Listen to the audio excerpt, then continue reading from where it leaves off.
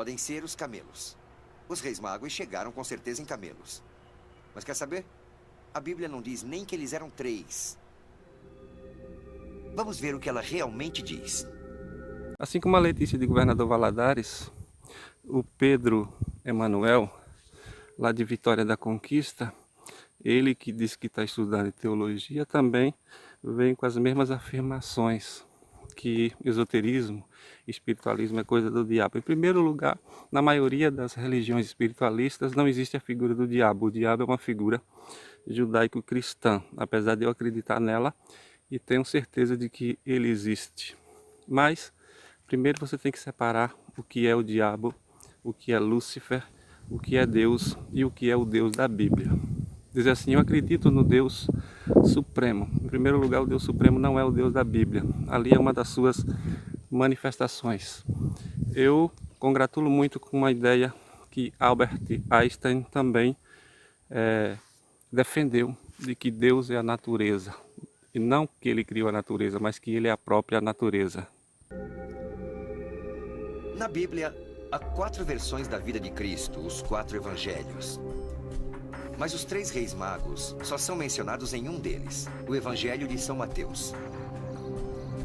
A cópia mais antiga do Evangelho de São Mateus está aqui, no Magdalen College, em Oxford. São apenas alguns fragmentos, trazidos por um turista que esteve no Egito em 1901. Mas os estudiosos acreditam hoje que eles foram escritos enquanto Jesus Cristo ainda estava vivo. Portanto, a história dos 3 reis magos é um dos documentos mais antigos do cristianismo. A história é contada em apenas algumas poucas linhas do Evangelho de Mateus. Homens sábios, seguindo uma estrela, vieram do leste para Jerusalém e perguntaram a seu governador Herodes: onde está aquele que nasceu o rei dos judeus? Herodes os enviou a Belém, onde ofereceram ao menino mirra, olíbano e ouro. E depois, misteriosamente, como haviam aparecido, eles desapareceram. A Simone Simplício de Uberaba, ela que está chegando a seus 30 anos, passando agora por o ciclo de retorno de Saturno, ela continua, pregada no chão, defendendo ideias antigas e antiquadas das religiões patriarcais judaico-cristã. É dela que vem a maioria dos preconceitos, porque a maioria das suas pregações são manipuladas. Mas ela parece estar despertando e está começando a ler outras coisas diferentes. Mas ela ainda defende conceitos de bibliolatria. Eu chamo de bibliolatria quem é refém da Bíblia, quem acha que a Bíblia é a verdade absoluta e que ela tem todas as respostas, quando na verdade não tem. Então, ela agora no retorno de Saturno está despertando. Que bom que ela vai começar a ler coisas diferentes e ver que a Bíblia não é a verdade absoluta, ela tem apenas fragmentos, revelações, e não é a verdade absoluta. Nós os conhecemos como Baltazar, Melquior e Gaspar.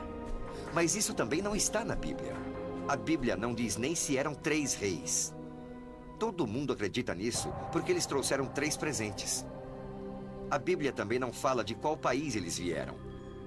Ela só diz: homens sábios vieram do leste, perguntando onde está aquele que é nascido rei dos judeus. Mas podemos tentar descobrir de onde eles vieram. A maior pista é a palavra original que a Bíblia usa para descrevê-los: magos. Mago é uma palavra persa e não grega como o resto do Evangelho. E ela significa sacerdote persa, um seguidor da antiga religião de Zoroastro. Então, para sabermos mais sobre os 3 reis magos, precisamos ir à Pérsia, o local onde hoje é o Irã. Esta chama está queimando há 2000 anos. Nunca foi permitido que isso saísse daqui. É um túmulo sagrado zoroastrista, um dos poucos que restaram do tempo dos 3 reis magos. Os zoroastristas acreditavam, assim como os judeus, na vinda de um Messias, que nasceria de uma virgem e seria anunciado por uma estrela. Então os magos procuravam uma estrela e esperavam que ela os levasse a um Messias. Marcos André, lá de Teófilo Otoni, em Minas Gerais, disse que começou a estudar signos e começou a estudar esoterismo, levados pela sua irmã, que só tem 17 anos, mas que desde novinha estuda esses assuntos.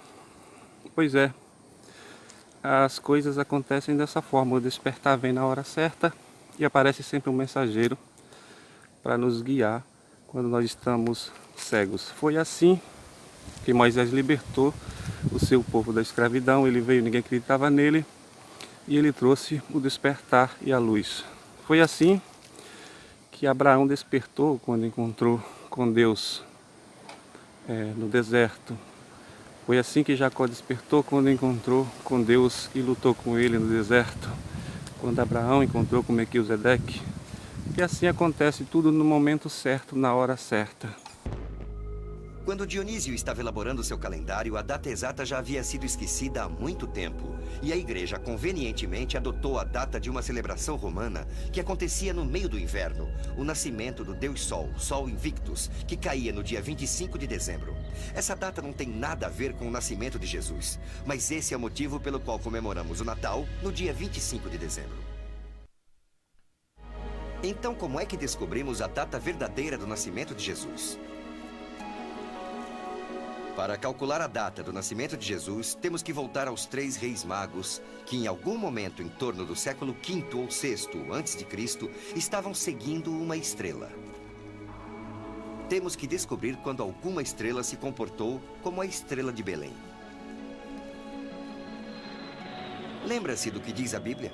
Nossos 3 magos, do Oriente, viram uma estrela anunciando o nascimento de Cristo, o que os levou à corte de Herodes em Jerusalém. Agora, se conseguirmos descobrir quando, entre os séculos V e VI a.C., uma estrela dessas apareceu, podemos descobrir a data do nascimento de Jesus. A Bíblia nos conta que a estrela não era visível a eles todo o tempo. Ela reaparece quando eles saem de Jerusalém e vão para a cidade de Belém, poucos quilômetros ao sul. E eis que a estrela que tinham visto quando no Oriente ia adiante deles, até que chegando, se deteve sobre o lugar onde estava o menino. Então a estrela que estamos procurando levou os 3 reis magos da Pérsia Antiga para Jerusalém e depois desapareceu para reaparecer novamente no sul, levando os reis até Belém. Que tipo de estrela poderia fazer isso? A Larissa Marques, de Roraima, e a Emanuela Dias, de Sátiro Dias, e também o Rodolfo, de Caruaru, eles dizem que são encantados por magia, mas que tem muitos preconceitos, muito medo por causa da pregação religiosa. E eles perguntam por que é perigoso estudar magia. É perigoso estudar magia, Rodolfo, porque geralmente as pessoas, quando conseguem desenvolver e descobrir certas coisas, eles querem usar aquele poder, principalmente para dominar pessoas. Você vê que tem muitos cartazes anunciando que traz a pessoa amada em 24 horas, pessoas querendo ganhar dinheiro, vender consultas, né? O poder sobe para a cabeça. Como dizia, né, o tio do Homem-Aranha, quanto maior o poder, maior a responsabilidade. Nem todo mundo está apto a estudar e entender magia, e muito menos dominá-la. Durante séculos, as pessoas tentaram descobrir o que havia guiado os 3 reis magos, mas ninguém havia conseguido uma teoria que se encaixasse com a descrição da Bíblia. Até agora. Deixe-me apresentar o homem que solucionou o problema.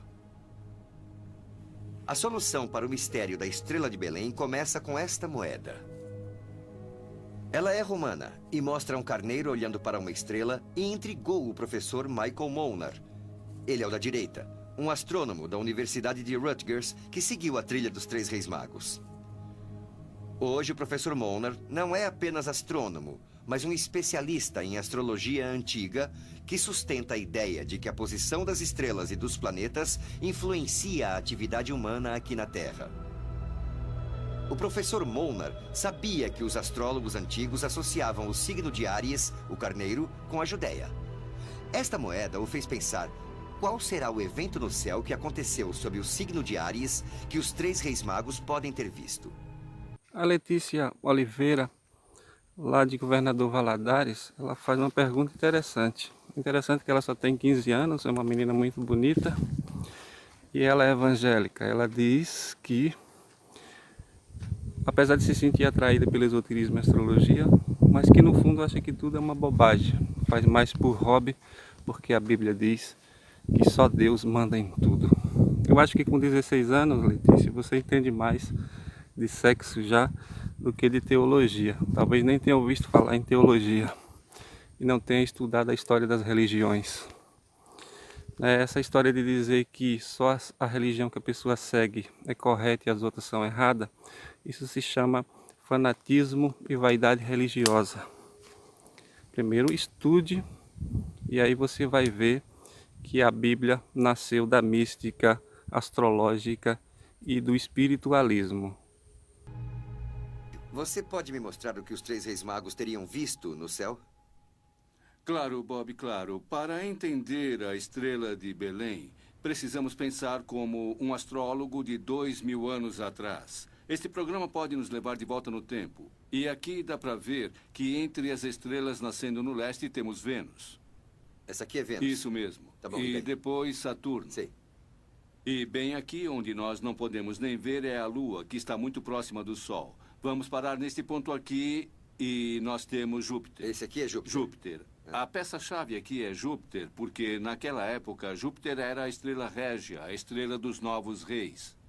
Então Júpiter era a estrela régia, mas era um planeta. E eles enxergavam como se fosse uma estrela e determinava a realeza quando um rei nascia. Exato, é isso mesmo, Bob. Agora eu vou lhe mostrar onde isso aconteceu.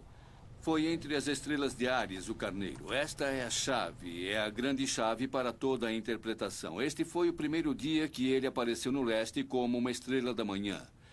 Para os astrólogos, isso indicava que Júpiter estava na força máxima para a criação de um novo rei. Por causa desse ponto, vemos que Júpiter está em Áries. E isso quer dizer que o rei vai nascer na Judéia. É isso. Então eles foram até o rei Herodes para descobrir onde, em qual cidade esse Messias iria nascer. O professor Molnar descobriu uma coisa que ninguém havia percebido em 2000 anos. Na época do nascimento de Cristo, aconteceu um evento absolutamente único no céu. Mas você tem que ser um astrólogo muito habilidoso para saber disso. Os sinais dizem que o Rei dos Reis iria nascer na Judéia. E Molnar chegou, inclusive, a data. 17 de abril do século VI a.C., a mesma época que os estudiosos acreditam que Jesus nasceu. Mas será que há alguma coisa na Bíblia que dá apoio à data do professor Molnar? Eu acho que sim. A nossa teoria sugere que Jesus nasceu em abril, mas precisamos de mais indícios. A nossa pista é o que a Bíblia diz sobre os pastores. Eles estavam vigiando os rebanhos à noite. Esta é uma pista da época do ano em que Jesus nasceu.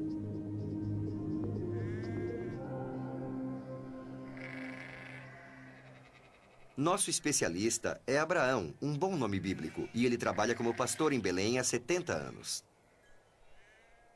Se alguém sabe alguma coisa, esse alguém é ele. Ele diz que os rebanhos só saem à noite durante 6 meses do ano, de abril a setembro. Nenhum animal é deixado ao relento em dezembro, pois faz muito frio em Belém. Então sabemos que Jesus não nasceu em dezembro. Mas durante a primavera, os animais passam as noites nos pastos. E isso apoia a teoria do professor Molnar, de que Jesus nasceu no dia 17 de abril.